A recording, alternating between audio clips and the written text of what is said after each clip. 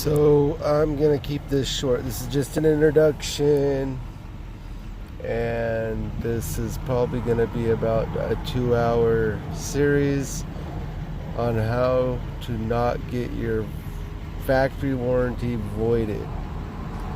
And that's basically, don't piss off a dealer that you take your truck into for service if you didn't buy the truck there. I bought a 2019 GMC Denali 3500 HD DURAMAX. It broke down in my area, and the dealer was outside the radius of 50 miles or whatever. I should have just paid the extra, but I did not.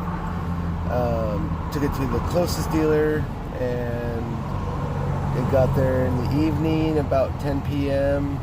Got there in the morning. The tow truck driver just dropped it off right in the middle of their driveway. No keys were left. Windows were down. Service advisor acted like she didn't see it. Well, it was blocking their entrance and everything. I went out there to go move it, roll it out of the way, whatever, and the owner walks by and makes a couple comments at me. Fast forward to 2 days later. That day a tech told me he had to charge the batteries. It was 4 hours each battery, and that probably just the batteries, and that's it. Well, fast forward to 2 days later, another tech's working on my truck. They said it wasn't the batteries. They said it was fuel pump issue. Fast forward to 2 weeks later, they changed the high pressure pump and also the lift pump. And at the time, I'm on vacation with my girlfriend in Turks and Caicos. I get a call back and forth. I'm waiting for them to send me paperwork because they used some fishy language about not being under warranty, and basically got home, or no, was told down there while I was down there that it wasn't going to be a warranted situation. They wanted $10,000 and $10,000 and to pick it up with a tow truck. They still didn't get it running. They wanted me to spend that money, and on top of that, I'd have to spend $12,000 to get the fuel system fixed. And this was because I put off-road fuel into the truck. I would love to hear what you guys have to say. As far as I'm concerned or knowledgeable about any of this stuff, I didn't think off-road fuel was even available as of 2012.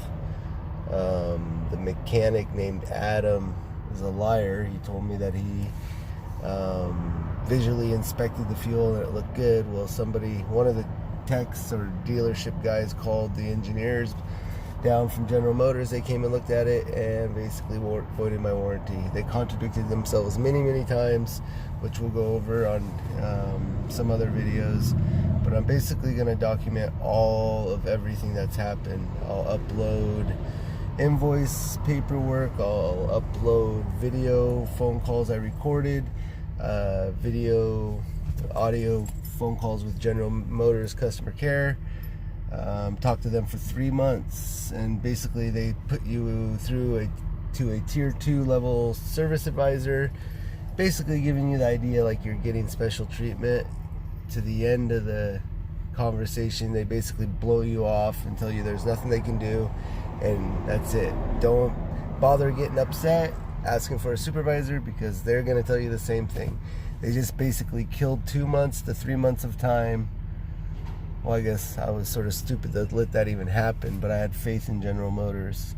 They used to take care of their customers. This is my 13th Duramax I've owned right now.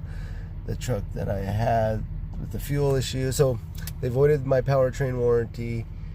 I took the truck from that dealership and towed it through OnStar to another dealership, traded it in for a brand new truck.